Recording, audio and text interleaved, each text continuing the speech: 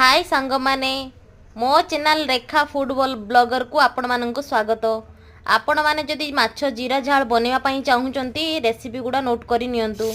प्रथमे माछरे लूण आउ हळदी लगे कि माछ को भाजी नेबे। मो एठी कातला माछ भाजी नउची, आपण माने चाहिले रोही माछ भी एठी यूज कर परिबे। तो परिबा आपनक मन पसंद हिसाब रे देबे। एबे तो फुलकोबी सीजन चलची तो सेति मु फुलकोबी नैची। एठी मसला हिसाब रे टमाटो गोटा जीरा अल्प अदा पकईकिन बाटिकी रखिने। फुलकोबी भाजी गला पर ये तेल सोरष तेल देदेवे।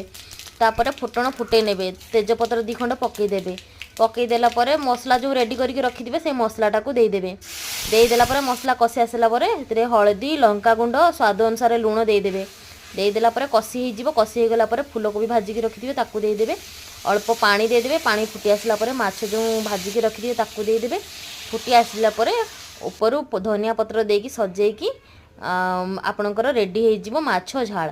तो आपण मैंने एमती तरकारी बनवाई नुआ नुआ जदि चाहूँगी ताले मो चैनल को निहाती सब्सक्राइब करंतु, लाइक करंतु आ नुआ नुआ वीडियो पाई प्लीज सब्सक्राइब करंतु।